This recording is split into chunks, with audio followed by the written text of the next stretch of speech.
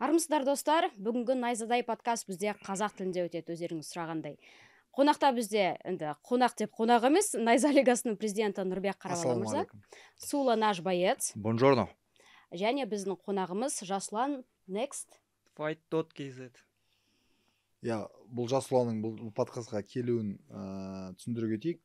Көбінде біздер осы жерде сарапшылар және де өздеріңіз үйренген адамдар отыратын болса, біздер осы подкастта қазір Миша деген Қатар жарысына барып, UFC-дің несіне турниріне содан келе әлі келген жоқ. Одан кейінгі біздің Дидарды қолы бос емес. Бірақ бізде сондай негізінде андасында сондай бір өзіміз дәстүр шығарайын дедік.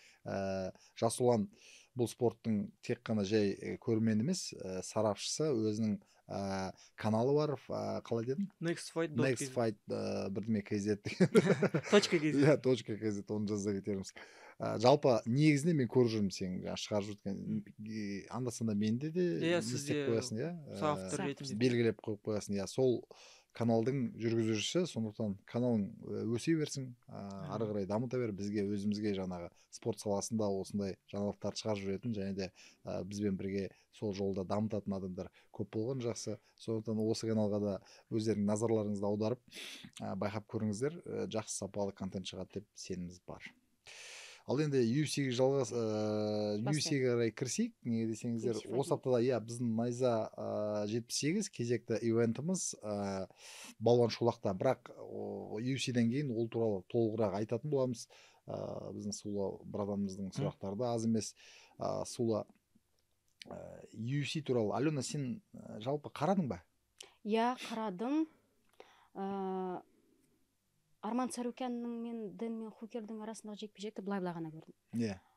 Енгері мен Белал Мухаммадты да былай, бірақ тепе-тең келе жатқан сияқты болды мен үшін, бірақ Енгері басымырақ болды. Сен ұжыммен бірге, командамен бірге астында көрдің ба? Жиналдыңдар, Дартимнің жігіттері бар, жалпы жанкүйерлер болды. Бекзат екеуіне сіздер ыстық қолдау бәрін бірге жиналып, мен бір отрывын Сула көрдің ба соны? Жоқ. Жанкүйер болып отқандарын көрген жоқсың ба? Негізінде сондай жақсы. Мен бір қызықты айтайын ба? Ағам келді, туған ағам, сосын достарым келді, солармен бірге Арбат емес, бір көшемен қыдырып келе жатырық қой. Көшемен қыдырып келе жатып жатсақ, Жібек жолы. Жоқ, Жібек жолы емес, басқа. Арбат деп olsun ғой. Жоқ, Арбат емес, Арбат деп қателесіп кеттім деп жатырмын. Содан біздің үй жақта. Содан театрымда мына қыдыру сүйрендердің алдында біздер айтқанбыз, Бекзаттың бойы болады, одан кейін Асудың бойы болады. Әлі уақыт бар, давай бір жүріп тастайық деп. Содан ұмытып кеткенбіз ғой. Түсіп келе жатырып, қайтып көтеріп жатсам, бүйтіп терезелер тұрды. И бір телевизор көріп қалсам, Бекзатты уже не істеп жатыр да, айтып жатыр екен да. Сол кафе кіріп кетеміз ғой. Экранға бүйтіп тұрсақ, 4 адам болып тұрық қой, бәрі официанттар келіп отырасыңдар ма дейсің? Жоқ, отырмайсыз, бір минут деп ішімен, пока UFC файт басын настройка жасап, жібере алмайын деп бірінші раундты қарап отырсақ, оказывается, Колян түп-түтін болып жатыр ғой. Бүткіл қазір былай қарайын, сол көрсеткіш қой, жалпы халыққа қызық екен, бәрі соны қосып қойып, бұрын футбол сөйтіп қарайтын еді ғой да, Сула, есіңде ма? Әрбір кафеде, әрбір барда, әрбір ресторанда қосып қояды. Қазіргі таңда көп жерлерде байқадым экранда. Біздің жауынгерлерді. Енді әрине жай қарамайды ғой. Біздің жауынгерлер тура айтқанда, біздің жалпы қолдаушыларға, фанаттарға жалпы бәрі бір ғой. ММА ма, футбол ма, тағы да басқа спорт түрлері болса да, біздікілер ойнап жатса, жерлес, өзінің ауылының бір адамын біле тұра, неге қарамасқа, соған бәрі қолдаушы болып, фанат болып. Инстаграм парақшасына да жүйенетін болсақ, UFC-дің қазақстандық жауынгерлердің постын салыстыратын болсақ, басқа жауынгерлермен қарағанда комментарий, қолдау жағынан результат бар да. Асу Алмабаевтікін салса, немесе Шавхат Рахманов ойынша салса, 1-2 минутте 1000-2000 комментарий болса, басқа посттарда 100-200 сондай. Қолдаудың арқасында біздің туу Шавхат бойынша қолдау өте ерекше. Керемет нәрсе. Сула, UFC қарадың ба? Давайте, айтпайсыз ба? Барлығы Бекзат Алмахан, Александр Тапуря. Өз ойыңызды айтып жүріңіз енді. Сонда неприятный жекпе-жек болып кетті, біздің бауырымыз, жауынгеріміз, өкінішке орай жеңілді. Так, давай, бірнеше причина. Қалай, не көрдің? Не айта аласың осы туралы? Мен үшін, по-моему, өте маңызды жекпе-жек бізге.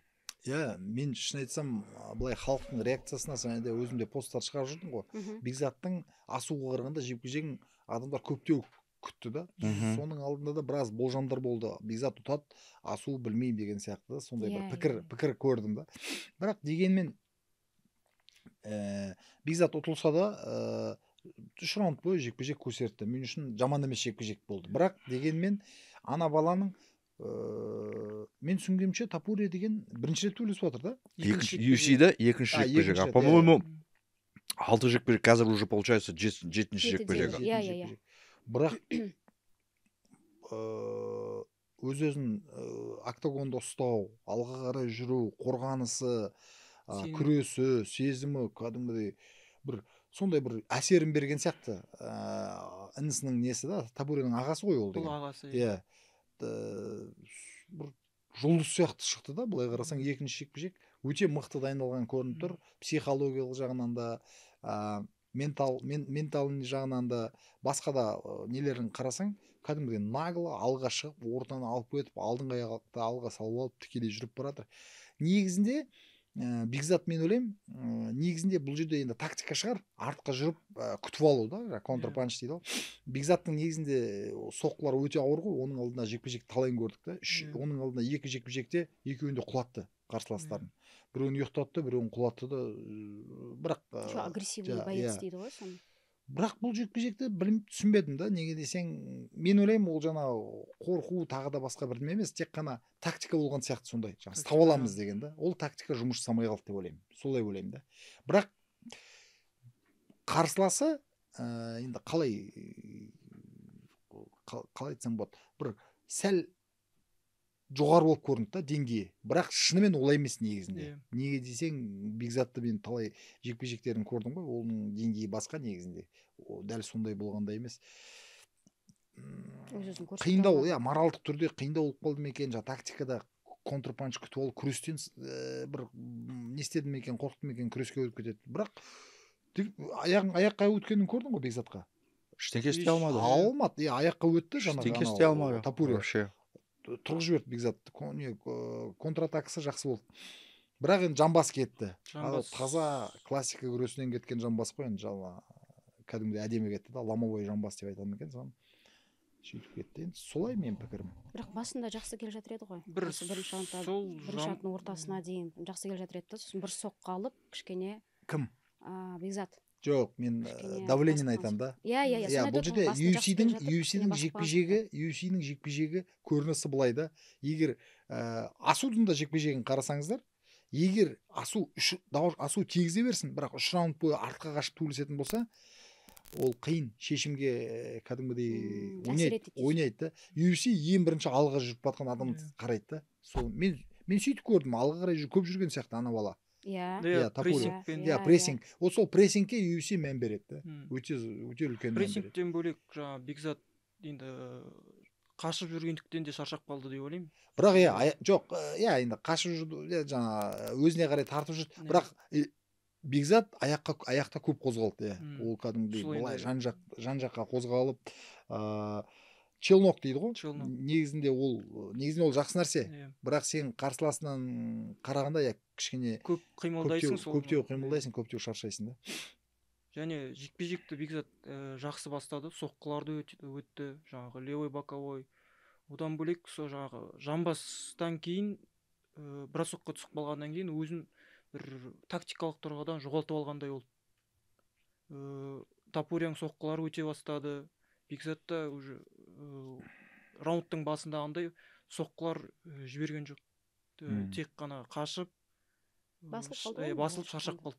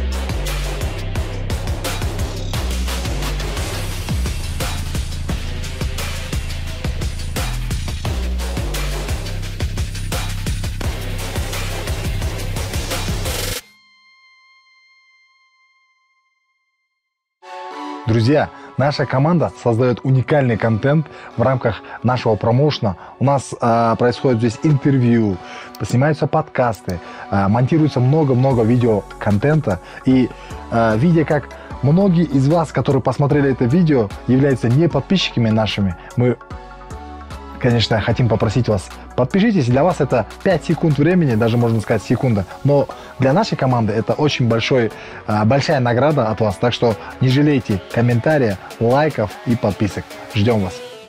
Достар, біздің ұжымымыз мына жерде енді түні күні ұйықтамай жұмысын жасап келатыр. Оның мен соны көре отырып сіздерден бір нәрсе сұрағымыз келеді. Мына видеоларды көре тұра сіздер көптеген көрсетілім бересіңдер, бірақ кейбірлерің жазылмай қаласыңдар және пікірлерің жазбай қаласыңдар. Сіздерден сұрайтынымыз, жазылыңыздар, мына қоңыраушаны басып қойыңыздар және де пікірлеріңізді жазып отырыңыздар. Біздер үшін ол өте керек нәрсе. Сондықтан күтеміз. Осы жекпе-жек туралы, и не только осы жекпе-жек туралы, Асудың жекпе-жегі туралы, короче, біз кеше Азиз Разыевпен кездесіп, в общем, жаңа формат ашылды менде. Шай ішіп, короче. Шайпай ма? Шайпай, ау, короче, осы туралы, екі жекпе-жек туралы, короче, нормальный общение, печенье болды. Бүгін уже сол видео менің YouTube арнамдан нажбайыз шықты, так что қарап жіберіңдер, где-то бір 13 минуттай, конкретно осы екі жекпе-жек туралы. Сонда, міне, Азеке осындай нені айтты. Мүмкін дейді осылай дейді, что Бекзат вообще өзі панчер. И сенің ударларын өтпесе, панчерда кішкентай паника болады. Мен құламады. Енді не істеймін, мынау құламай жатыр. Бірнеше рет, короче, соқтым, құламай жатыр. Возможно, міне осыдан да тоже кішкене паника болып кетті. И менің ойымша план Б болмады мына жерде. Болса да, вообще жұмыс істеген жоқ вообще, абсолютно. Именно, по крайней мере, осындай неге постоянно преследование, натиск, постоянный прессинг Тапуриядан. Олар вот именно в моменте, получается, бірінші мен екінші раундтың ортасында 1 минуттың ішінде, екінші мен үшінші раундтың ортасында, короче, тоже 1 минут. Ештеңке істей алмады, ештеңке ойластыра алмады. Сондай тактикаға, менің ойымша. И еще, возможно, ана жерде кішкентай паника да болды. Мүмкін. Себебі ана жерде еще бір иностранный тренер болды ғой. Еще біздің Даниш ағамыз болды. И, возможно, языковой барьер, осындай паника болып қалды. Помните, Шавкаттың жекпе-жегі болды ғой, Иенгаримен. Генри Хуфт болды, Баян Маратович болды. Сол жерде паника болды ғой. Паника болды. Вот, возможно, бірге сондай, білмеймін қалай болғанын, короче, возможно, осындай не. Так что, в любом случае, сол бағдарламаны қарап жүріңдер, құрметті ағайындар.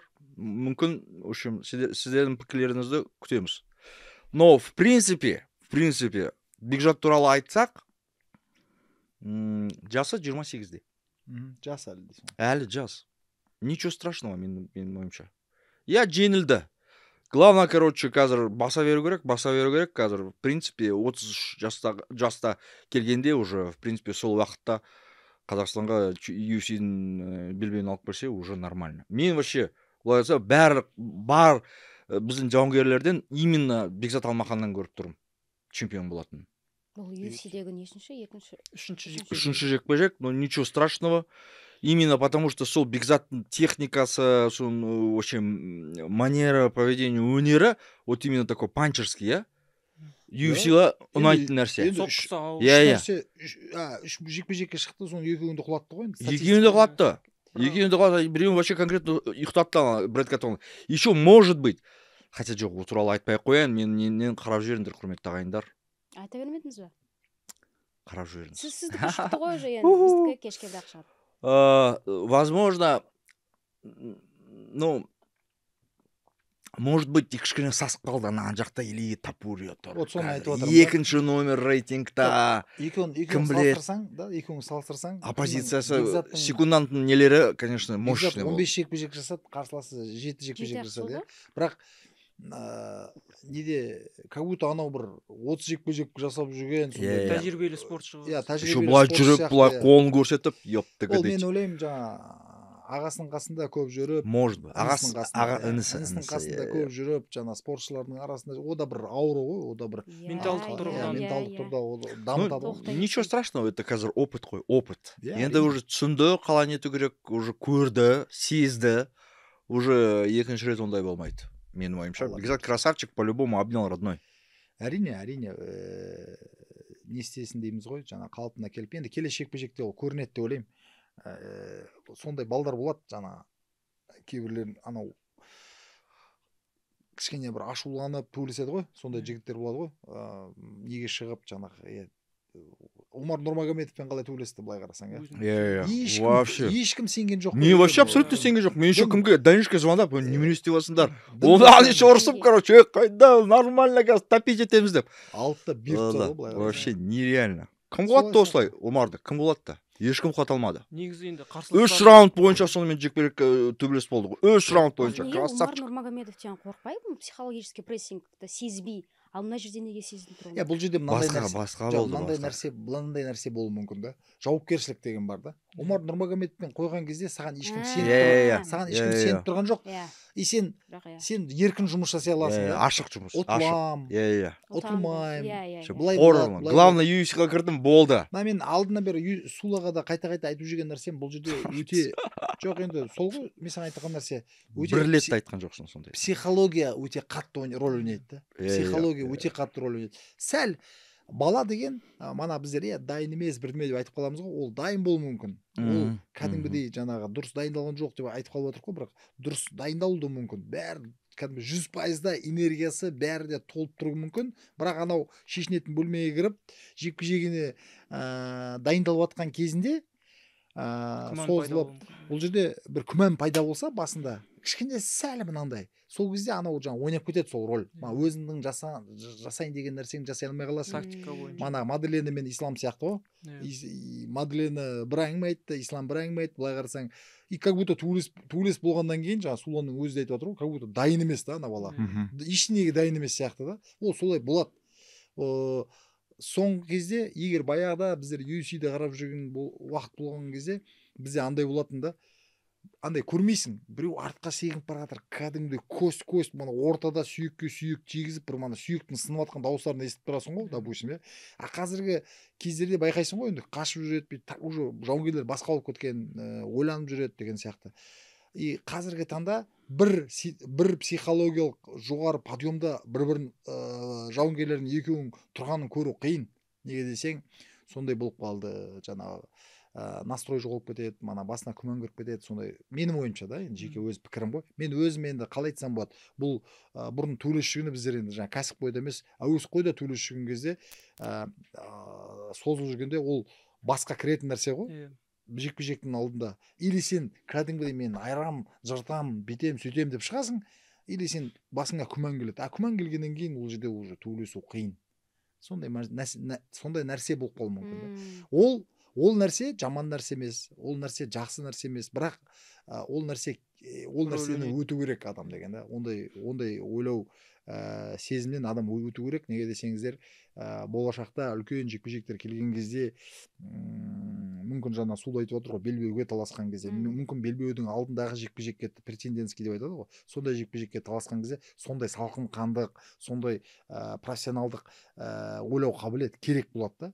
Сол жерде адам деген жайлап өтеді. Ондай талай көріп жүр қой енді былай қарасаң. Избранный адамдар болады. Жаңа кезінде Майк Тайсон сияқтыларды көрдік қой, мынау ешкім. Мәселе қорқыныш жоқ емес, мәселе жаңағы уже жек қойған ғой системаны, басындағы системаны жек қойған, қалай настройканы беру керек, қалай өзін қалпына келтіру керек, қалай мынаны ойламау керек, қалай мынаны ойламау керек. Анау жарыстың алдында көресіңдер ғой, біреулер қыздырынады, біреулер қыздырынбайды, тағы да біреулер өзінің бір атрибут жаңағы ритуалдарын жасайды, тағы да басқа сондай, сол сияқты ғой. Жалпы енді дұрыс айтасың, Сула, ол құдай қаласа алда Бекзатты өз-өзін көрсетіп біледі деп ойлаймын. Неге десеңіздер, ол контракт бойынша 4 жекпе-жек қой да, 6 жекпе-жек бар. По-моему, стандартный контракт. Мына 4-ші жекпе-жекке келе жатыр ғой, енді сол жекпе-жекке барын салып жол болады деп ойлаймын өзінікін, құдай қаласа. Қазір еще өте көп всякие жаман пікірлер жазып жатыр, кстати, Бекзат туралы. Не ал деп? Ну, в общем, естіген жоқсың ба сен сол туралы прям жаман пікірлер жазып, в общем, Бекзат туралы, жеңілгені туралы. Көрген жоқ. В общем, ондайды, құрметті ағайындар, қойыңыз. Именно Бекзатты лично мен көріп тұрмын чемпион UFC-дің. Именно Бекзатта, құрметті ағайын. Так что... Біздің жаңа... Кім? Тапуре көрсеткенге? Асу айтпақшы біздің еліміздің жанкүйерлері сондай ғой енді. Жаңа ұтсаң көкке шығарып жібереді, ұтылсаң жердің астына тығып жібереді деген сияқты. Бірақ ол дұрыс айтты анда, қолдауға шақырды ғой. Осындай кезде қолдамағанда. Енді әрине, жоқ, мен ойлаймын, бәрі 100%. Мен пост шығарам, посттың астында шамамен 100 комментарий. 100 комментарийдің ішіне и маған біреу соғады, анау саған былай жазып жіберіпті ғой дейді. Шын айтсам, комментарийді көп былай оқи бермеймін да, негізінде уақытым жоқ. Бірақ комментарийға кірсем, 100 комментарийдің 90-ы кәдімгідей қолдап тұр, позитивный да. 5-еуі жай орды, вообще түсінбейсің не туралы екен, жай просто огонек, ветерок, туда-сюда бірдемелер салып жібереді. 3-еуі жазып жібереді негатив. Ол нормальный процент қой. Егер сен 100% или жақсы, бір 50% или немесе 70% жаман болатын болса, онда түсінуге болады. И Бекзат туралы мен ойламаймын, что 50% 70% жаман жазды. Бізде в любом случае қанша айтсақ та жанкүйерлер айтыр ана ұтылса жер көтереді деген сияқты бір әңгімелерді айтады. Бекзат енді ана жерге шығып қалай айтсам болады, жаңа қашып төбелескен ешнесі жоқ. Қашып төбелескен жоқ. көрсетті. Абсолютно қашып төбелескен жоқ. Ондай вообще төбелес болған жоқ. Жақсы төбелес болды. Контратака болды. Өз нелерін іздеді, қай жерден кіріп, қай жерден в общем соғу керек. Бәрі нелерін істеді. Кішкене в общем моральдық түрде бір планы шықпай қалғаннан кейін уже басқа планға переключаться алмай қалды. Сондай болады. Бірақ мына соңғы эпизод есіңе түсірші, мына иә концовка. Ойлайсың да, елки-палки, неге осылай 2-3 раундта бермедік, или хотя бы 3 раундтың бір 5-6 рет осылай істегенде ғой, уже жекпе-жек басқаша көрінетін еді да. Басқаша көрінетін еді. Кәдімгі қолынан келіп отыр ғой, былай қарасаң, скорості көрінді ма? Возможно, аяқ-қол дзе. Возможно, Нұреке, оның бәрін короче Тапуриден көзінен көрді, қазір істей аламын деп. Возможно, бірдемен сондайды көрді, сезді. И қазір бар деп. Ол енді возможно, сонда хотя кім біледі? Сен уже түсініп отырсың ғой, сен уже, как сказать, уақыт өтіп бара жатыр, былай балмен келген кезде біздің балдарға дәл сол көбінде бермейді ғой, ондай жеңістерді білесің ғой, там тең келген кезде. Тапурен, енді мен олай ойламаймын, атағы бар, бірақ дегенмен сондай моменттер болып қалуы мүмкін, лучше жеңгесін уверенно жеңу керек. Сен түрде кәдімгі бәрі ешкім сомнение болмайтындай да, ешкім ертең күмәнданбайтындай, ойланбайтындай, мынау ұтылған сияқты еді ғой деген сияқты. Періп сөу керек. Негізінде болды, күшіді, техникасы да бәрі келіп тұр былай қарасаң. Бірақ рывоктар болмай қалды да, енді жақсы енді. Асуға өшеміз бе? Асуға өшердің алдында, Асудың арасында жекпе-жектер болған жоқ па, жақсы? Түрік жауынгері болды, 24 жастағы, жеңілмеген. 30 секундта бірінші соққы бастады. 30 секунд. С разворота тепті. Ол Турцияның атынан шығып жатқан чечен жауынгері. Данавайт контендер сериясінде де 30 секундта жеңіске жеткен болатын, нокаутпен. Бұда нокдаунға жіберіп, ары қарай артына шығып қылғындырып тастаған болатын. Түріктер әлі түрік ұлттағы жауынгерлер бар. Ибо Аслан деген сол полутяжта бар. Ол да ұтылмай. Сосын ана Өздемир тоже. Бірақ та ол түрік қой. Красавчик Өздемир. Ол да сол турнирде өнер көрсетті. Өздемирге. Жалпы аралас жекпе-жекте көп емес, байқадыңдар ма түріктерді? Негізінде енді ауыр салмақта көбінесе бар болса да.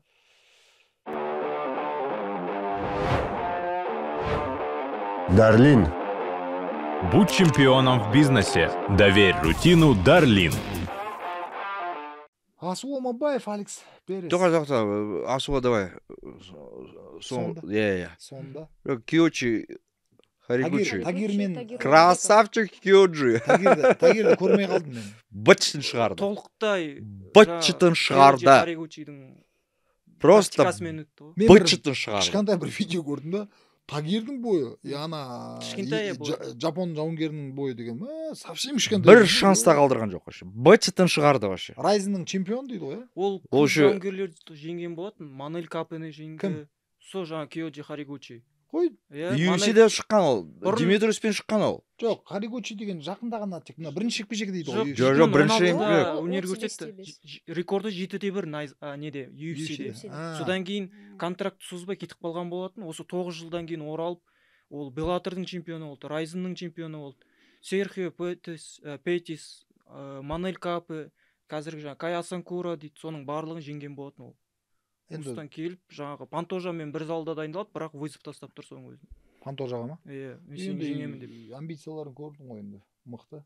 Жаман. Нереально вообще. Мен вообще таң қалдым. Ешқандай шанс. Таң қалдым вообще. Без шансов бычын шығарды. Наглый, да? В наглый бычын шығарды вообще. Ештеңке істей алмады. Вообще абсолютно. И сосын еще засабмит етті ғой. Риерндегі чок істеп алды. Ұйықтатып жіберді, кстати. Но молодец, Тагир тоже сдаваться еткен жоқ. Ұйықтап қалды.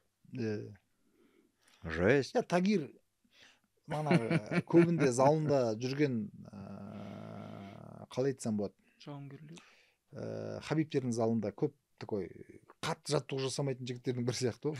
Менің ойымша андай көп жаттығу жасамайтын да. Мықтыбек көрмейсің ғой ол туралы бір үлкен бір кинолар түсіріп, фильмдер түсіріп, жаттығудан мен бетем, мен сөйтем. Көбінде тәртіпке қатты бағынбай ма, сондай сөйтіп көрінді ма? Әзілдесіп, ойнап жүретін сияқты айналарында. Енді солай болды. Тагир енді көрдің ба, бізге ол қатты ыстықта, неге десең, Азатпен төбелесті, Асуды жеңіп алды кезінде. Жаконың жекпе-жегінде мен өзім жеке болдым. Сол кезде мен де болдым ғой. Мен болған жоқпын, өтірік айтамын. Мен ана Асатырамен. Мен сол жерде болдым. Мен сол жерде төлеген болды, сол жерде Кумара. Мұнлық кім болды? Рефери. Мә бытчық болды ғой. Ё-моё. Олар же жеңіліп, короче, еще Дағыстанға барып пресс-конференция жинады ғой. Ё-моё, осылай. Ананы надо отменить, забрать. Ештеңке істей алмады. Жако чемпион баста. Мықтыбек Оралбай, Джек Хермансон. Не дейсің, Сула? Красавчик Мықтыбек. Мықтыбек деген 77-нің бір несі болып баратыр, қауіпті жауынгер болып баратыр, иә? Қарсыласы 84 килограмм түсіп, осы дебюттік жекпе-жегін өткізіп отыр. Еще просто нереально қолы ауыр дегенде, просто какой-то бір касание істеп кетті. Мен немного олақ қаттасам, әзір тұрып, короче, бешара. Жақсы дейді. Красавчик Мықтыбек, қырғыз бауырларымыз. Құттықтаймыз. Красавчики. Красавчики. Қырғыздар вообще всегда, даже сенің лиганда, найзада, ең жесткий конкуренция қырғыздар көрсетеді ғой. Қырғыз шықса 100% көресіңіз. Да, конца Рубилова болатын нәрсе. Жақында ғана Қырғызстанның жауынгері кім? Елки-палки аты есімнен шығып кетті бір екен. Кіммен төбелесіп өтеді? Қай лигада? Марсель? Жоқ, чемпион қыз. Валентина Шевченко жақында ғана там білмеймін 7-ші рет пе 8-ші рет пе 9-ші рет белбеуін қорғау. Қайтадан келесі турнирде Оралбай топ жарды, иә, былай қарасаң. Осымен 4-ші жекпе-жегі ма, 5-ші жекпе-жегі ұтып алды ғой, 3-ші жекпе-жегі. Красавчик. Оралбай красавчик вообще. Бір жеңіліс бар, қалғаның барлығы жеңіспен келе жатыр. Кәдімгі перік бәс сосын заменаға шығып кету, жаңағы ойланбай төбелесіп кету дегенге Оралбайда мықты болып тұр. Я мықты жігіт, осы Құдай қаласа бір егер жанкелерімізден сұрайық, Қырғызстан жақын ғой, ауылға келген кезде бір турнирімізге қонақ қылып шақырып аламыз. По-любому. Оралбай красавчик. Оралбай монстр, отвечаю. Янгери Билал. Қазір осы туралы айтамын. Айтшы. Конкретно айтамын. Сіздер, можно я вообще в туалет схожу? Жоқ, болмайды қоясың. Блин, я что-то хочу. Бірақ енді Сулаға жеңілдік бар, неге десең. Я мен кәрі адам ғой. Я кәрі адам ғой. Барып қайта. Қолыңа ұстап барайын. Қазір. Енгери. Осы Енгери маған андай шынайы емес адам сияқты болып көрінеді. Бәріне жағымды болып көрінгісі келеді. Шафқатқа барып амандасты, үйтті, бүйтті, күліп жүретін сияқты, бірақ андай. Бұл жерде қалай айтсам болады? Не искренне, прям жағымсыз болып көрінеді. Негізі қандай рөлде болу керек екенін өзі білмей жүрген сияқты. Жақсы адам болайын ба, жаман адам болайын ба. Онда жалғыз маған ғана емес, басқаға да көрініп отыр ғой. Жоқ, былай қарасаң да, Янгери кәдімгідей жұмыс жасап жатты, өзінің жекпе-жегінен бұрын, жекпе-жегінен кейін. Біраз адамдар соны әңгіме қылып жатыр ғой. Ислам Махачевпен әңгімелесті, иә. Шафқатпен жаңағы қол алысты. Одан кейін анау Хамзат Чимаевпен тікірес болып қалды, иә, жаңағы тіресіп қалды, иә, былай қарасаң, жаңағы коридорда. Ол туралы бәріміз әңгіме қылып жатыр қайта-қайта. Сол ғой? Басқа не керек оған? Жоқ, қандай өзіне керек нәрселердің бәрін істеп тастап жатыр ғой. Десе де мен сондай жағынан қараймын да, біздің жауынгерлерге де сондай жағынан қараймын негізі. Кішкене бөлем деп па? Иә. Жағымды, жағымсыз деген сияқты. Соған андай жекпе-жектің алдында Билал Мұхаммедқа барып қол ұстасып, бауырым деген сияқты бір күліп бүйтіп, білмеймін, андай түсіндіре алмаймын. Көрінеді, сезіледі соны. Янгери кіммен Шафқат пен Тулисердің алдында мен оның бүткіл жекпе-жектердің бәрін қарап шыққам. Зерттеп, қарап, өзім үшін да мықты қарсылас бола ма, бола алмай ма деген сияқты. Негізінде өте мықты жауынгер. Мықтысынан мықты. Біраз қиыншылықтан өткен, біраз неден. Бұның бірақ менің ойымша манағы медикасы аз екенін түсінікті. Енді Шафқатпен екеуін салыстыратын болсаң, бұрынғы ирландец пен Хабибтің екеуін жекпе-жегін салыстырғанда, Хабибті ирландец қой, енді былай қарасаң, бүткіл әлемге танытқан да. А бұл жерде Янгериді Шафқат сияқты танытқан. Бәріне сонымен жекпе-жегі болып, енді жалғыз түйір жауынгер ғой. Шафқатпен 3 раунд бойы, 5 раунд бойы толықтай жаңағы уақытын өтіп, еще қауіпті сәттерді жасап, міне бітейін деп жатыр деп ойланып қалған кездер ғой енді бірінші рет былай қарасаң. Бірақ дегенмен өте мықты жауынгер. Оны алмау, естен шығармау керек. Сосын енді манағы Алена айтпақшы, өзінің медиа поледа өзінің әлі жаңа несін тауылмай жүрген сияқты, стилін тауылмай жүрген сияқты. Сен айттың ба? Ал давай, Сула. Сөз кезегі так, өзіңізде. Жеңілдеумен. Менің ойымша, мен кеше специально Иенгеридің 3 соңғы жекпе-жегін көрдім. Қарап алдым. Во-первых, Шавкат Рахмоновпен, сосын Карлос Пратаспен, и вот уже получается кіммен? Билал Мұхаммедпен. Менің ойымша, Иенгери... Пратаспен төлесті ма? Иә. Заменге шығып, қашан? Апрельде ма? Отты ма? Отты заменге шықты ол кезде. Пратасты да? Пратасты. Айтып тұрмын ғой. Қара, жоқ, қазір бір сәтті айтып кетейінші. Янгери әрқашан Шафқаттан төмен болды ғой рейтингі. Қазір уже. Солай болды ма? Қазір енді 2-ші орынға ма, 3-ші орынға ма? Қазір қара, Белалды өтіп кетті, 3-ші орынға барады шығар да. Сөйтіп Суламызы. Так, и менің ойымша, мен нелерін қарадым. Кеше ұмытып қалам деп қорқып жазып алдың бәрінде. И менің ойымша, вот кішкене орысша айтсам. Әрине. Сөйле еркін түрде. Ертең бірақ фанаттар сен... Мой любимый фанаты. У Иенгери техника, его кунг-фу максимально крутое против борцов. Против ударников, против Карлоса Пратаса, он в 5-м раунде чуть не проиграл. Он его мог финишировать. Против ударников он лезет в ноги, а с борцами он вообще просто не подпускает. Вот, допустим, Билал Мұхаммедтен жекпе-жекке шыққанда не істеді? Центр рингта, допустим, октагонда стоперларды істеп, аяққа кіргізген жоқ. Борьба болғанда борьбаны берген жоқ. Борьба идеальная, менің ойымша. Вот именно борьба в стойке. Борьба у клетки бесполезна. Сонымен не түгел. Уронить его сложно будет вот так. Если в 2 ноги только зайти, бір аяққа кірсен бесполезно. Менің ойымша, Иенгеридің вообще техникасы максимально крутая против борцов. Против ударников у него есть проблемы. Но против борцов он супер. Билал Мұхаммед не смог ему пройти в ноги не потому, что хотел с ним биться в стойке, потому что не смог. Он мог что-то с ним бороться исключительно вот именно в стойке и мог бороться с ним только у клетки. А там бесполезно с Иенгери. И Иенгери с поединок, если посмотреть его, допустим, по борьбе с Шавкатом и с Билалом, вообще просто небо и земля. Иенгери получил конкретный вообще просто самооценка. У него выросла после Шавката. Он дрался против Бугимена, который до этого 18 раз всех финишировал. Потом был Карлос Пратас, молодой, заряженный. Он чуть не проиграл ему, кстати, в 5-м раунде. 5-ші раундта чуть не нокаут какие-то жасады. И міне Билал Мұхаммед, міне осы жекпе-жектен кейін, менің ойымша, единственный, кто может конкуренцию составить қазір Ислам Махачевқа, именно Иенгери. Базару нет, Ислам Махачевта уровень борьбы гораздо круче, чем у Билала Мұхаммеда. Но мне кажется, вот именно самооценкасы көтерілгенде, вот да, қазір Иенгеридің, он может на равных сопротивляться Ислам Махач. И там уже вообще непонятно, что будет. Единственный, менің ойымша, кто может составить конкуренцию қазір Махачқа, именно Иэн Гэри. Не бойынша бар ғой, қарайсың ғой, өте интеллектуалдық жауынгер да. Мына 15 жекпе-жегін қарадым дедім ғой. Бас қат жасайды, сосын сонда не қосу керек екен, қалай жасау керек екен, бәрін түсінеді. Мына жерде мен мана Белал туралы айтқым келіп отыр да. Алдында Маделені мен кімнің Белалдың жекпе-жегін көрдік қой. Сол кезде Белалдың Маделеннің аяғына өте алмады да. Бірен саран болды деймін, бірақ Маделен тез тұрып кетті да. Бірен саран болды. Контроль болған жоқ. Контроль болған жоқ. Контроль жасай алмады. Былай қарасаң енді ол мен түсінгенімше еркін күрестен шыққан жігіт қой, Кім? Белал Мухаммад. Возможно. Бірақ базасы күрес. Базасы күрес. Сол күреске акцент қой. Неге күреспейді?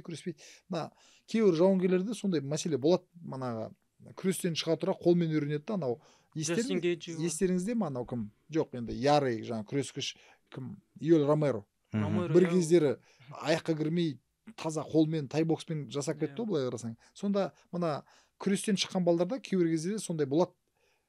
Мана қол жақсы болып көрінеді оған, жеңіл, жаңа күреске қарағанда энергия затырады, жаңа шаршайсың деген сияқты. И бұл қолмен жасай берсе келеді да, жақсы шығады да бұл да. Сосын күрескен жігіттердің негізінде соққылар ауыр болады да. Бүткіл жамбаспен соғады, арқамен соғады деген сияқты. Көбінде сондай, енді білмеймін. Ары қарай жаңа ғылыми түрде зерттейтін болсақ, өзінің бір аттары бар шығар, бірақ дегенмен мен өзім жеке сондай көрдім. Содан кейін бірақ бір аяққа Иэн Гэриді Шафқаттың жекпе-жегінде де, мына қазір Белалдың жекпе-жектерінде де, басқа да жекпе-жектерінде қарап отырмын. Иэн Гэриді корпустан құлату қиын да, отырғызу қиын. Бірақ Белал қайта-қайта корпусына қарай өтеді. Бойы деген екі бас жоғарылып тұр анау.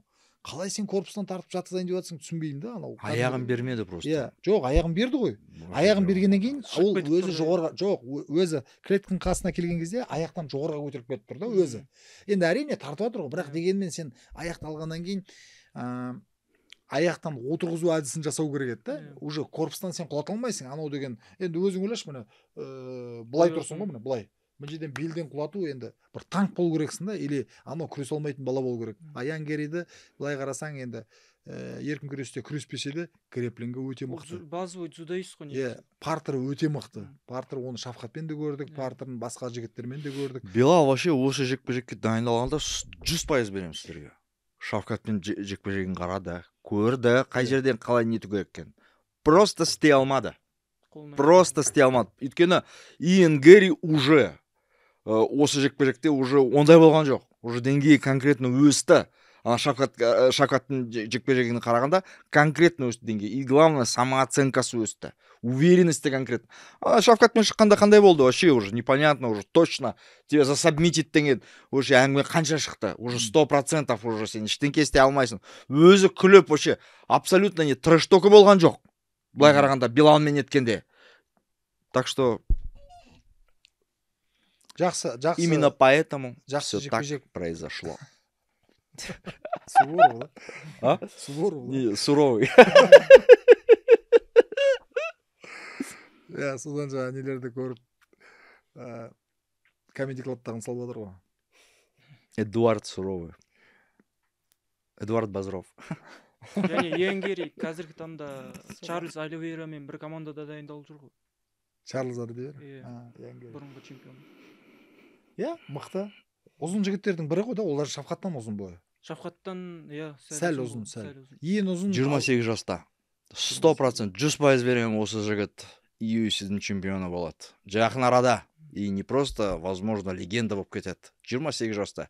7 жыл бар еще впереди. 7 жыл минимум бар Иэн Гэриде. Дұрыс айтасың. Арман Царукян, Дэн Хукер. Царукян красавчик. Ударкасы да күшті. Просто серьезно көрсетті. Бірінші номер осындай болу керек. Бірінші номер дивизионда дәл сондай болу керек. Без проблем Хукермен. Хукер қандай? 6-шы болды, по-моему. Именно солай істеу керек. Никакие по очкам, ұпай сайын, ничего ондай жоқ. Чисто финиш. Иди сюда. Дәл сондай болу керек. Енді көреміз, возможно, кіммен шығады? Тапуриямен. Сол шығады ма, әлде ана кімді қояды ма? Қалай? Пэдди Пимблет. Либо Пэдди Пимблет. Но менің ойымша именно Царукян больше всего достоин қазір Тапуриямен шығуға. 2-3 жекпе-жек көреміз наверняка. Бір жерден шықты ғой. Хотя Топури айтты ғой да, мен лучше белбеуімді қалтырам, чем сенімен жекпе-жекке шығам деп. Кімге? Сол айтты Топури, сондай әңгіме шықты. Мен лучше белбеуімді қалтырам, чем Царукянмен жекпе-жекке шығам деп. Неге? Ну, типа, вообще ненадежный, арқасы постоянно бірдеме болып қалады дегендей сондай. Я кеше сол бір видео шығып жатыр, мен сені шапалақпен ұрдым, сосын что-то бірдеме деп, анау айтып жатыр, сен мен деген мойнымнан ұстадың ғой, дос ретінде, түсінбейсің. Ана кімнің, Хамзат Чимаевтың несін көрген мен? Ол жерде айтып отыр ғой, Хамзат Чимаев. Екеуімен де жақсы араласады екен. Сол екеуі егер үнісіп қалатын болса, мен кіріспеймін, екеуі өздері шешіп алады деген. Чимаев та түсініп алған да, медианың қалай жұмыс жасайтынын. Гурам Котеладзе, жаңағы грузин жауынгері бұрын Дамир Усманғұловпен жекпе-жек өткізді. Одан кейін осы UFC-де өткізген соңғы жекпе-жегінде секундант болып Хамзат Чимаев пен Илья Топория бірге шықты ғой. Сол Гурам Котеладзеге. Сол кезде бірге жақсы араласатыны көрініп тұрды. Жарайды, молодцы. О да жақсы ғой, бір-бірімен араласып. Енді бұл сондай бизнес қой бұл жерде. Қалай дегенде де осылай қызығушылық тудыру керек, жаңа өзінің конфликттармен, сөйлеумен, сул айтпақшы, трештогымен сөйтіп ондай жауынгерлер көп емес, өкінішке орай. Бірақ дегенмен әртүрлі себептермен кім соны жасайды, кім соны өзінің жекпе-жектеріне қызықтырып біледі, артынан пайдасын көреді. Однозначно. Мүмкін. Однозначно. Бізде қаншама вообще информация, қаншама тема әңгімелесуге да. Анау былай айтты, былай не болып жатыр. Конкретно ондай болмаса вообще әңгімелеспеуші едік ол туралы. Жарайды, шықты, жиынды, нормально, красавчик болды. Енді мысалы қазір Тимур мен кімді, Мұхамеджан Курбановты әңгіме жүрміз ғой бәріміз. Өйткені өздері қыздырып жатыр. Бірақ екеуі бір-бірімен төбелесіп жатқан жоқ. Білмейміз, көреміз. Жоқ, соны бола ма екен, болмай ма екен. Жоқ, алдымыздағы жарыста деймін да. Былай қарасаң, басқа жігіттермен төбелесіп жатыр, бірақ трешток екеуі өзара болып жатыр ғой. Өлтіріп жатыр. Қызық, Осы аптаның соңында, достар, осы сенбіде Алматы қаласында Балуан Шолақ спорт кешенінде найза 78 турнир өтеді. Сол туралы кішкене. Асомбаев туралы ештеңе айтқан жоқ. Айтамыз ғой, сен же тоқтатып тұрдың. Ең соңында айтамыз. Ты же на правах. Не, я думал на правах, это про UFC последний про него. Соны айтып отырсың ғой. Бастады. Ал давай, құрметті қонақтар, сіздердің алдарыңызда арқасы жерге тимеген Сула. Не знающий поражение. Асу Алмабаев красавчик. Менің ойымша. Запомните этот день, друзья. Хорошо, что это записывается. Это надо. Врился. Суланың негізінде... Мен Асу Алмабаевты всегда за него болел, минимум 10 жылдай білем. Минимум. Я с ним познакомился раньше, чем с тобой. Мен оны еще жекпе-жектен білем. Сарбажан Қалбжановичтың несінде жүргенде.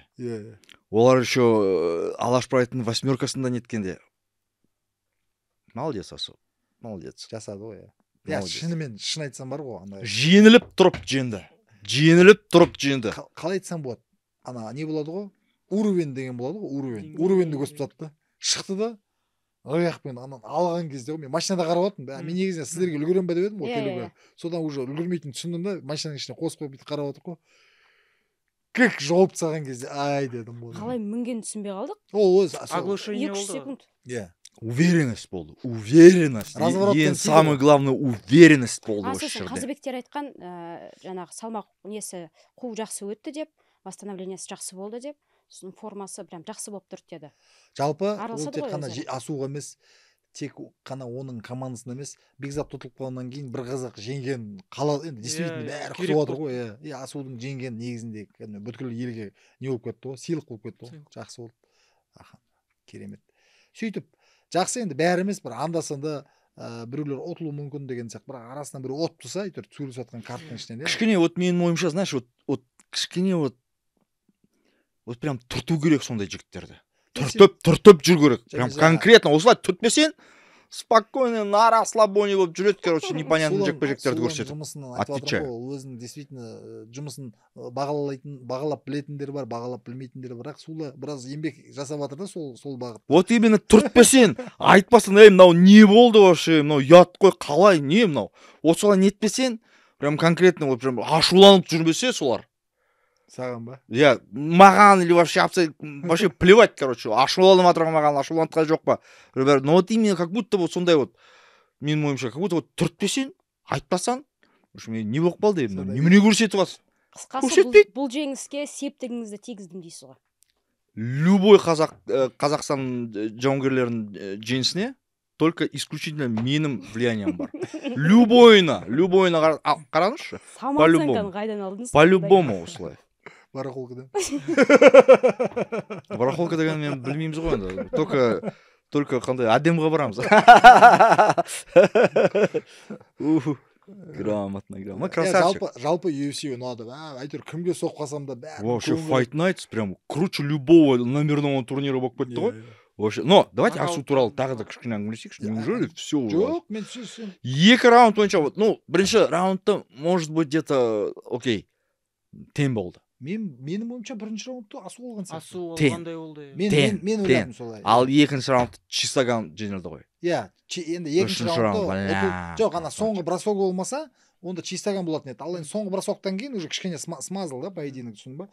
Екінші раундтың соңғысына перевод жасады. Красавчик. Бірінші, еще екінші раундта, да, екінші раундта, по-моему, Джемен, да? Асуға ма? Джемен, жоқ, Асуға емес. С разворота тепті тоже. С разворота тепті, чисто печень. Иди сюда. Она, правда, бетінен көрінді, короче, вроде попал. Отырып қалды, иә? Ну, отырған жоқ. Жоқ, былай кішкене. Я көрінді сол. Но бірақ та ол сразу аяққа кірді, короче, короче. Айтпақшы Сүлеке. Сүлеке? Да. Сүлеке дек сізге. Асудың бұрышында кім отырғанын білесіз ба? Кім? Что? Сіздің сүйікті бапкеріңіз және сүйікті жауынгер. Базаров, что ли? Және? Жауынгер. Шавкат, что ли? Я хотела, чтобы вы это сказали.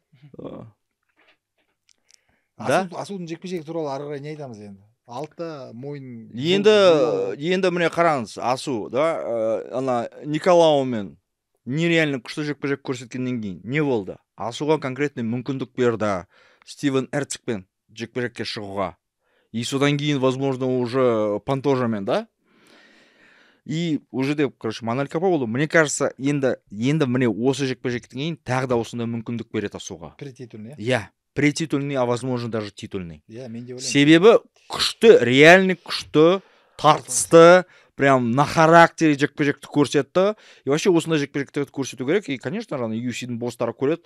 Но красавчик, осы жігітке почему бы нет? Шанс берейік дегендей. Мен ойлаймын, қазіргі мына топты алатын болсақ, Асудың күресіндей күрес көп емес ау. Да не, күрес уже не решает, брат. Как это күрес? Көрдің ғой, екінші раундта не болған көрген жоқсың ба? Ты что завязывай? Екі тейкдаун болды на Перстен. Екі тейкдаун болды. Жоқ, жалпы күресін айтам да. Астында партерде стау. Не, это, брат, ты что там, Пантожеван возьми. Пантожеван алсайшы. Дофига таких пацанов. Серьезно күреспен. Жоқ, ондай жоқ, брат. Қазір на их уровне, менің ойымша, на их уровне характер. Сука, характер решает. Характер болмаша, вообще просто. Кеше, вот именно Асу. Атамыз айтқан ғой, ортаны деген мінезбен басқарасын, дәл солай болып тұр ғой. Да, наверняка. Кеше Асу вот именно өз мінезін көрсетті, конкретный мінезі. Потому что бітті екінші раундта уже ана Базаров айтып жатыр, ұтып жатсын, ол бірақ та сезді, что что-то не то, осылай нетсем, жеңілем. Позади Москва, Сула нереально бычын шығарады деп выпускында. 100 пудов так было бы, Асу. 100 пудов отвечаю. Но здесь прям, еще особенно айтқандай уже Бекзат ұтылып қалғандан, короче, в общем. Екеуі бірге тұрса қиын болатын еді. Это вообще кошмар был. Онда сол күні біздер деген бәріміз. Кошмар, отвечаю. Телевизорды өшсіп, көрпені жамылып алып ұйықтайтын едік бәнден. Қалған жекпе-жектер уже қызық емес. Конечно, ты что? Ана Алибидің жекпе-жегіне бардым ғой. Былай қарасаң, анау карт мощный, Чимаев төрлеседі, тағы да басқа бірдеме туда-сюда бәрін реклама жасап жатыр ғой. Алибидің жекпе-жегі бірінші жекпе-жек пе, екінші жекпе-жек пе, сондай бір. Екінші жекпе-жек болды, по-моему. Бір болды, А, кстати, а что, Алиби еркін күштен кетіп қалды ма? Еркін күштен кетіп қалды ма Алиби? Жоқ. Нет, да? Что-то сондай хабарды естідім. Ол рухта ғой. А, ол рухта ма? Баяғыдан рухта. Да? И давно баяғыдан? Рухта, Бекзат Алмахан да рухта. Жарысыл болды ғой, жарысыл болды. Не, мен естідім, что еркін күштен кетіп қалды деп. Мен шын айтсам, ондай әңгіме естіген жоқпын. Мен естідім. Бірақ ол мұнда жүргенін білемін. Енді қара, Алибидің жекпе-жегіне баратырмын ғой. Жаңағы билетті сонда аламыз, билеттің бағасын қарасам почти 700 мың теңге, 600 мың теңге сөйтіп тұр ғой. Удай қымбат ойлап қоямын, елки-палки. Трибуналарда? Трибуна ең соңғы ряд, брат. Ёпты годыч. Мен еще әйелмен барып тұрмын ғой. Сосын біреу айтты маған, Нұреке, алмай қой пока деді. Тақалғанда 1 жарты сағат қалғанда ал деді. Сол кезде арзан түседі бағалар, өтпегесін сатады деді. Жақсы деп. Қарасам, мана 600-500 мың тұрған билеттері уже 300 мыңнан сатып жатыр. 2 билет алуға енді сөйтіп солай болды. Развелся, да, по-быстрому? 2 билет алдым, кірдім. Асу мана кімнің үстіне көтерілдік та, жаңа Алибидің жекпе-жек болғаннан кейін шығып кеттік. Ол бірақ не үшін шығып кеттік? Сол жердің жергілікті біздің бауырларымыз бәрі сонда жүрген. Олар шай жасады. Оларды сау болсын, бәрі жиналып жаңа Чикагоның біздің қазақстандық жігіттерінің бәріне ассалаумағалейкум. Красавчиктер. Толпамен жиналып домбыра алып келді. Тамақтар енді барынша бәрін жаңа қонақтап отыр, еще андай ерінбей үстіне барып анау домның үстіндегі ана нелер болады екен, террасалар жалдап алады екен да. Анау деген кәдімгі енді ресторан болып отыр ғой іші деген. Бәрі жиналып молодцы, бәрі келіп жаңа. Енді әрине көңіл күйіміз дұрыс болмады жаңа ұтылыстан кейін. Бірақ енді жеңілісті алладан, бірақ әрқайсысы қолдап отыр енді арқамда, бәрі қолдап жаңа. Құдайға шүкір бәрі айтыр не істеп. Содан Алибиге де бір сабақ болды, өзімізге де бір жақсы не болды жаңа. Содан не мотивация ретінде соны кеттік. Мен айтып отқан нем да, жаңа уже ана жерде сенікі ұтылғаннан кейін қарағың да келмейді ғой. Тұрып кетесің. Қанша ақша төлеп жасаң да атып шығасың. Сондықтан Асудың жеңгені. Әрине, ол деген мереке бұл түйсі. Конечно. Тем более жаңағы кішкене қалай айтсам болады. Мен Асуды неге барған кезде мен техникалық жағынан, жаңа тәжірибесі жағынан Асу уже сразу UFC-дің топына кіретінін түсіндім. 10-15-ке спокойно енгізу болады деген да. Бірақ статистика бойынша алып қарасаң, Асу 7 жекпе-жек өткізді ме UFC-де? 7 жекпе-жектен 6-10 жеңу деген UFC-де ол біраз шаруа ғой. Біраз шаруа. Ол деген Шафқаттан кейін ол сол жалғыз Асу шығар. Кішкене анау кім баяда Дамир Исмагулов жақындап кетті да, сондай неге 3 жекпе-жектен кейін ұтылып қалды ғой да Дамир да, или 4 жекпе-жектен кейін. 4 жекпе-жектен кейін Арман Царикянға сосын бір жеңіс болды, содан кейін тағы бір Доусон дейді ма? Сондай. Негізінде оның алдында Дамир негізінде ертелек бастап кетті ғой жекпе-жектерін. Дамир сияқты жаңа 4-3 жекпе-жек подряд ешкім ұтпаған. Қазір былай қарасаң, міне Асу деген қазір 6 жекпе-жек ұтып, 1 жекпе-жек қана ұтылып қалған. Жақсы статистика деп ойлаймын. Құдайға шүкір. Енді біраз талқыладық. Алдымызда жатқан UFC деппін, Найза 78-ге көшейік. Сула. Келесіз ба жарысқа? Шақырсаңыз келем? Сен шақырдық қой. Ешқандай пригласительный жоқ әлі? Келген жоқ па? Жоқ. Шақыру билетте. Конкретно шақыру билет. Боқтама деймін. Болды. Шақыру билет жүрмін. Әлі шақырған жоқсың ба? Ондай бар ма? Өзіміздің адамымыз ғой. Свой родной. Сулеке, да? Сулеке? Ой, как мне нравится, Алена, как вы так говорите. Сулеке жасеке. Сөйтіп? Дулат Кенеспек, Ислам Игеновтың арасында жекпе-жек қызық болайын деп тұр, Тимур Серікұлы өзінің бразилиялық қарсыласымен. Енді Бейжан екеуі аттарды сәйкес екен, біреу Бейжан болса, біреу Бекжан. Өткен аптада мен не өткіздім ғой? Тікелей эфирлер. Сол кезде негізі әрқайсымен бөлек өткіздім. Ал Бекжанмен өткізіп отқан кезде қарасам, онда Бейжан Худжалиев присоединился деп тұр. Сосын рұқсатын алып, ананы қостым. Екеу менсіз ақ өздерінше сөйлесіп алды. Өйтіп андай кішкене сөзбен. Бірақ айтқаным дұрыс па, дұрыс емес па, жеке өз пікірім. Соңында Бекжан кішкене андай басылып қалған сияқты болып қалды маған. Үндемей қалды. Бәлкім салмақ қуғандықтан шығар, бәлкім Бекжан деген кім ба? Әбілқасым. Бекжан Әбілқасым. Кішкене соңында басылып қалды. Бірақ екеуінің де айту бойынша ең күшті формадамыз. Мансабымыздағы. Екеуі де соны айтып отыр. Енді сөйтіп айту керек қой, басқа не айтады? Не де болса. Енді мен былай жалпы дайындық жағынан қарап отырмын, стористерден анау Ходжалиев жақсы дайындалып жатыр. Біздің балада кеше видеоларын көрдік, өте жақсы. Енді мен екеуін де білемін. Бұл қазіргі таңда тәжірибе ол біздің балада, Әбілқасымда. Неге десең, жекпе-жектері көптеу. Сосын анау любительдік көп нәрсе, қиын жекпе-жектер. Аралас жекпе-жекте ол мына ұлттық біздің спорт 27-0 ма, 27-2 ма? Соншама жекпе-жек өткізген, ол деген үлкен плюс. бұл жерде мен ойлаймын басы манағы не жағынан жойқын соққыдан мана Бекжан Ходжалиев кішкене жоғарлау. Бекжан Ходжалиев мана таджик файтері. Иә. Кішкенде қолдарында аяқтарында кішкене мощность көптеу да. Соққыларын қарап отырып қой, күресі де жаман емес. Бірақ Абылқасым соның бәрін шыдап ары қарай асып кететін болса, үшінші раундтың ар жағында, онда Абылқасым өзінің көрсетіп біледі деп ойлаймын.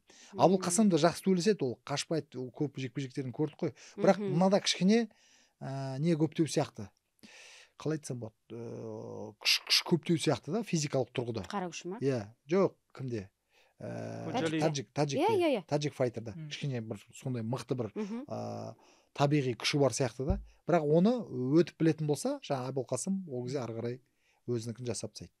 Бірақ бірінші секундтан бір-біріне қарсы жүгіретін ешқандай күмәнім жоқ. Солай болады жекпе-жекке. Керемет. Енді оның алдында анау Ноон Канг деген болды ғой, екінші номер. Әлемде бірінші номер болды. Соны деген Ходжалиев деген кәдімгідей. Бірақ Ходжалиев пен Абылқасымның екеуінің несін қарайтын болсақ, скорысын қарайтын болсақ, Абылқасым тезірек па? Жарықтың жылдамдығын артта қалдыра алатындай мүмкіндігі бар, О, қандай күшті сөз айтыңыз. Өлеңнен ғой. Иә. Сөйтіп Николай Самусевпен де тікелей эфир өткізген кезде баяғыда кіммен шығу керек еді ғой? Ол баста өзі чемпион болып жүрген кезде. Сайфолла. Жоқ, Қабдрахмановпен. Подписчиктің біреуі сол сұрақты қойған. Егер Қабдрахманов ұтса, сонымен шығасың ба, шыққың келе ма деген сияқты. Не де болса шығам енді деді, бірақ оған кім қызығырақ екен? Балғын деген кезде көзі жайнап кетті. Үйтем деген сияқты. Кәдімгі сезіледі, қызығушылығы. Иә, бұл жерде енді Самусевтің жекпе-жегін біздер мына Нұрбек Абдрахманов пен Балғынға байланыстырып жатқан себебіміз, Самусев оның алдында чемпион болды ғой. Айтшы Самусев туралы. Сен вообще нереально жұлдыздарың ғой. Чисто Ақтаудың нереально жұлдызы. Мен ше таң қалдым. Ақтауда нелерінде найза өтіп жатқанда. Уже қанша? Уже бір 4-ші жекпе-жегі болғанда. Прям конкретно жұлдыз болды ғой. Шыққанда, жақсы жекпе-жек. Орыс жігіт шығады, қазақтың барқылдары, Николай деп айғайлап, короче, прям жұлдыз деп. И Коля да молодец, қазақша сөйлеп, в общем, өте. Солының айтып тұрғаны жергілікті аудитория, ақтаудікілер сол Николай Самусевке қолдау көрсетті. Конкретно. Бірнеше жекпе-жектен кейін, қолдап бастап, күшті. Николай да сол несінің ортасынан шығып, октагон қазақша сөйлеп, красавчик Николай. Красавчик. Жоқ, Ақтауда төбелесті ғой, Астананка, ол деген Диас Қабдуловтың несі ғой? Білем ғой. Жауынгер ғой. Нұрбек Абдрахманов пен Балғын жеңісінің арасындағы Сула не десің? Қарымта, кездесу, реванш. Екінші мен ойымша Нұрбек құдай қаласа жеңеді. Себебі ана жерде Айбек ағамыз бар. Стратег дейсің. Айбек ағамыз уже, по-моему, түсінді. Не істеу керек, қалай істеу керек. И возможно, мүмкін осы жолы Нұрбек нокаут арқылы жеңеді деп ойлаймын. Мерзімнен бұрын дейсің. Да. Жоқ, ол туралы айтпай қойыншы құрсын. Кім ол? Жоқ. Нұрбек нокаут арқылы жеңеді деп ойлаймын. Бірақ осы жолы кішкене сенімі артқан сияқты оның. Өйткені онымен де тікелей эфир өткіздім ғой, сол кезде айтты. Ең бірінші жекпе-жегінен кейін мен Балғын екеуі кездесіп, бауырласып, төс қағысып, қол алысып, сөйтіп нетті. Сосын мен оны сұрадым, екінші жекпе-жектерінде бұл сендердің ағалық қарым-қатынастарын әсер етпей ма дедім, өзіңе кері. Сосын айтады, жоқ дейді. 8 бұрышқа шыққан кезде ол мені аямайды ғой, мен соны түсініп отырмын дейді. Аяғын жоқ қой алдында дейді. Сол ғой, енді өзі де соны түсінді, кішкене негізінде мықты осы найзаның несінде қоржына енетін жекпе-жектердің бірі болды ғой. Былай қарасаң өте мықты, қанша рет нокдаун сияқты бір сәттер болды Нұрбекке тигізген кезде. Но мен ойлаймын, ол нокдаун емес, Нұрбек кішкене психологиялық тұрғыдан ана семейден кейін қиын болып кетті. Өзі де мойындады. Әрине оны құлап тастады ол жерде. Менің алдымда сен болдың қасында, Киосымен төбелескен кезде. Сен қасымда отырдың ғой. Жестко құлап тастады. Ужас. Екеуміз отырдық да, кошмар болды ғой. Сен маған айтып жатсың, қазір құлайды, Нұрбек қазір құлайды. Уже қол түскеннен кейін қазір көріп қалдым да, мынау қазір тигізеді деп. Жаман тигізеді. Ужас. Енді ол былай қарасаң, содан кейін көрдің ба, кішкене ойланып қалды да. келесі жекпе жекте ол кішкене бір ауырлау болды оған, қайтып кондицияға келу, дистанциясын чувству. Неге десең, ана соққы оған әлі келіп тұрған сияқты болып тұрады да. Бірақ осы жекпе-жекті өткеннен кейін мен өзіне де айттым, саған бұны өткенің жақсы болды дедім да. Ол ашылды ғой соңғы раундтарда өзінікін жасап.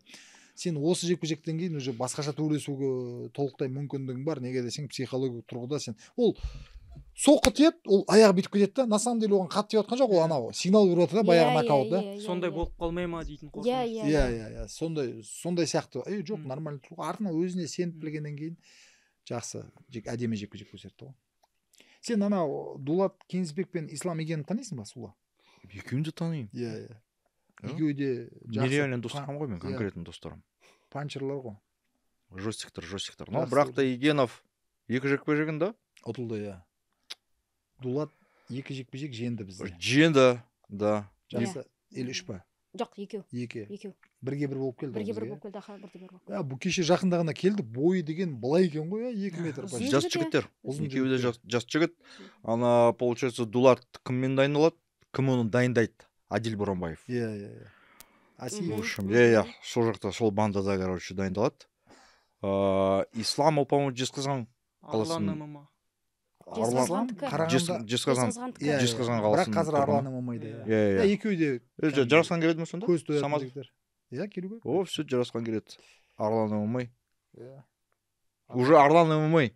Қостанай емес. Уже чисто Арлан Қостанай деген сөз ол былай болды. Арлан ғой, иә, Арлан. Жалғыз сүйер Арлан қалған сол шығар. Біраз кезінде толпа болды ғой былай қарасаң. Нереально. Өз кезінде 2019 жыл это вообще же прям Қазақстанды көтерген жыл. Вот именно ММА туралы. ММА бойынша Төлеген Кумаров болғанда вообще просто помнишь, да, не Сочиға барғанда. Жако! Быт төбелес болды ғой. Али Багаутиновпен. Нереальная схватка болды. Сол келесте мен сен ана UFC болады ғой, Абу-Дабиде или Катарда. Соған бірге барайық екеуміз. Барасың ба? Сен подожди, сен басқаны айтқың келді сначала. Қалай? Может быть, сен айтқың келді. Мен саған лучше билет сатып. Что-то как по-другому айтқың келді. Отвечаю. Сен по-другому кішкене айтқың келді. Сен алып кеткің келді деймін да. Да, давай. Ну, можно даже просто ақшамен. Жоқ, барасың ба? Иншалла. Қай жаққа? Дубай или Катарға? Дубай или Катар? Давай барайық, почему бы нет? Жанкер қылып сені отырғызып қояйық. Жоқ, а подожди, какой жанкер? Я же могу аккредитоваться. Иә. Соны ойлап жүрмін. Надо. Әрине. Олжасты қасыма алып. Эмоциясын көрсету үшін ба? Иә. Сұлуның эмоциялар. Деп тұрып. Иә, керемет, бәрін әңгімелестік, бәрін көрсеттік. Достар, айтып білдік деп ойлаймын. Иә, біздің тарапымыздан енді барлық ақпарат осы. Егер де сіздер бұрын мына кісілерді танымаған болатын болсаңыздар, бұл Сула Наш Боец деген YouTube каналы бар, және де Инстаграмда парақшасы бар. Соған жазылып комментарийлеріңізді жазып қойыңыздар. Мына Жас Ұлан деген ініміз бүгін бірінші рет келіп жатыр, бірақ енді бұл ММА спортынан бөлек адам емес, осының ішінде жүрген өзінің Next Fight нүкте канал деген бар. Соған да жазылып қойыңыздар. Мынау Алена Узева біздің қарындасымыз, қазақ тілдің мықты маманы, аралас жекпе-жектің маманы, біздің мықты корреспонденттеріміздің бірі. Біраз қаһарман ғой, қаһарман, тағы да басқа көптеген проекттердің жүргізушісі. Оған да жазылып қойыңыз. Алена Узева ғой? Узева. Инстаграм каналдың атын сұрағанда. Және мен Нұрбек Қарабала, сіздермен бірге болғандарымызға өте қуаныштымыз. Не ұнады, не ұнаған жоқ, және де қандай жекпе-жектерді талқылайық деген бір әңгімелер болатын болса, пікірде комментарийлерде жазылып кетіңіздер. Егер Сұлуны алып тастау керек болатын болса, қайтып орнына қою керек болатын болса, оны да жазып қойыңыздар. Неге десең, сен келген кезде бәрі жазады: Сұлу не істеп жатыр ана жерде, алып тастаңдар дейді. Сен кетіп қаласың ба? Сұлу қайда? Сұлуны неге алып тастадыңдар? Бірақ не жазсаңыздар, біздің жұмысымыз, біздің еңбегіміз сіздер үшін барымызша осы қолымыздан келгенше сіздерге қызмет етуге тырысамыз. 29 қараша күні Балуан Шолақ спорт аренасында, спорт сарайында мықты біздің кезекті найза 78 атты халықаралық ивентіміз өтетін болады. Енді әрине біздер сіздерсіз өмір сүре алмаймыз. Сондықтан келіп қолдаңыздар, интернет арқылы қолдаңыздар, бірақ сол жауынгерлерді, біздің промоушнды, біздерді қолдауға тырысыңыздар. Біздер сіздер үшін еңбек етуге тырысамыз. Ассаламу алейкум.